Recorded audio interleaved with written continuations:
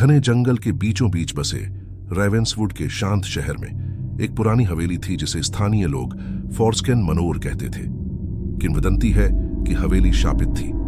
उस परिवार की आत्माएं उस पर हावी थीं जो सदियों पहले रहस्यमय तरीके से गायब हो गया था। एक उदास रात में साहसी दोस्तों के एक समूह ने अलौकिक आकर्षण और अज्ञात के रोमांच से आकर्षित होकर परित्यक्त संपत्ति का पता लगाने का फैसला किया। जैसे ही वे सावधानी से चरमराती हवेली में दाखिल हुए, हवा में एक भयानक सन्नाटा छा गया।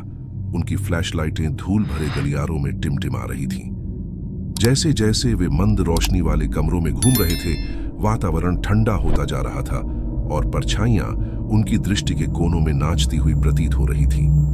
हॉल में बेचैनी भरी फुसफुसाहटें गूंज रही थीं, लेकिन दोस्तों ने उन्हें उनकी कल्पना की चाल कहकर खारिज कर दिया।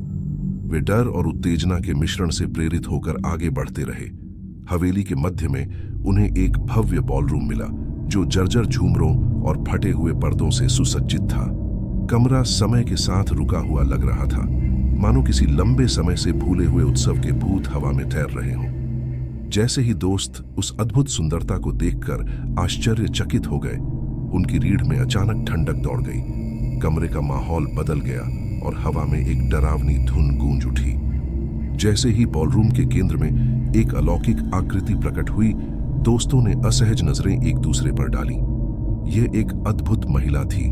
उसका अलौकिक गाउन ऐसे बह रहा था मानो कोई अदृश्य हवा उसे उड़ा ले जा रही हो।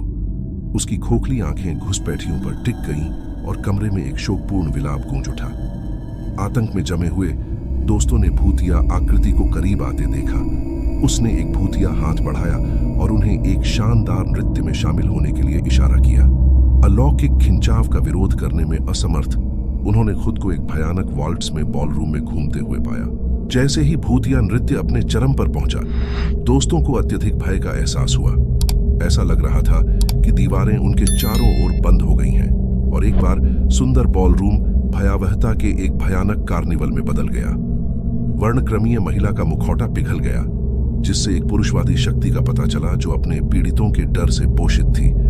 जब ऐसा लगा कि सारी उम्मीदें खत्म हो गई हैं, तो दोस्तों में से एक एम्मा नाम की एक तेज तर्रार युवा महिला को एक पुरानी पारिवारिक विरासत याद आई, एक लॉकेट जो पीढ़ियों से चला आ रहा था। हताश प्रार्थना के साथ उसने लॉकेट खोला। अंदर एक छोटा दर्पण दिखाई दिया।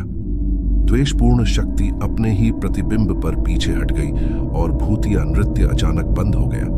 हांफते हुए सभी दोस्त भूतिया भयावहता को पीछे छोड़ते हुए वीरान पड़ी हवेली से बाहर निकल गए। जैसे ही उन्होंने रात की ठंडी हवा में अपनी सांसें लीं, उन्हें उस अभिशाप की वास्तविक प्रकृति का एहसास हुआ जिसने हवेली को बांध रखा था। आत्माएं अतीत की प्रतिशोधी आत्माएं नहीं थीं, बल्कि एक द्वेषपूर्ण इकाई थी जो प्रवेश करने का साहस करने वालों को फंसाती थी और भय पैदा करती थी। दोस्तों ने उस रात देखी गई भयावहता के बारे में कभी न बोलने की शपथ ली, लेकिन उन्हें यह नहीं पता था कि द्वेषपूर्ण शक्ति ने उनके सबसे गहरे भय को जन्म दिया है।